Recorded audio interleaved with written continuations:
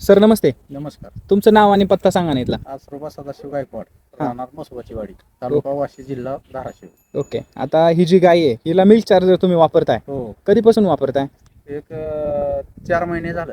4 महिने झालं वापरताय. हो. ओके. हिला का बरं सुरू केलं होतं वापरायला?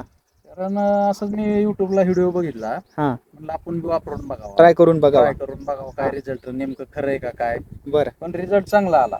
काय आला रिझल्ट हिला? आता काय झालं ही होतं? आजारी होती गाय. दवाखान्यात तिला 4-5 हजार रुपये खर्च केला तरी काय रिकवर होईना. ओके. काय झालं होतं? तिचा पाय नक्की फुटलेली होती. म्हणजे पुढचा जो पाय आहे तो आता थोडासा मोठा दिसतोय. ती नक्की फुटली होती हो. आणि ती बरीच होत नव्हती. बरी होत नव्हती. बरं. मिल्क चार्जर चालू केल्यापासून ही एक बकेट ही होईस तर पाय रिकवर झाला. रिकवर झाला पूर्ण? Recover झाला. आणि गोळ्या औषध काय चालू होतं? काय नाही, पुन्हा काही चालू केलं नाही. बरं. फक्त मिल्क चार्जर चालू ठेवलं. बरं. नंतर परत काय डॉक्टर लागला? काय नाही काहीच डॉक्टर नाही, तेव्हापासून डॉक्टरच नाही काय. अच्छा. बरं बरं. म्हणजे रिझल्ट एकदम चांगले मिळालेले. एकदम चांगले ओके. मिळाले. आता तुम्ही 2 जनावरांना वापरताय. हो, 2 जनावर. ओके. म्हणजे मिल्क चार्जरचा इफेक्ट जसा व्हिडिओ मध्ये सांगता तसा मिळतोय बाबा.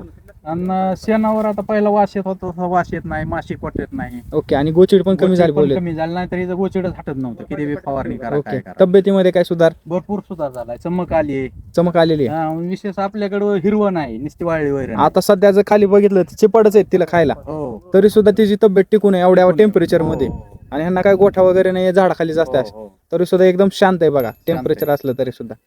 बरं बरं. कुठून आणता तुम्ही मिल्क चार्जर? धाराशिव. धाराशिवला. ओके ओके, चालेल, धन्यवाद. तुला होतं ह्यांनी पप्पे ना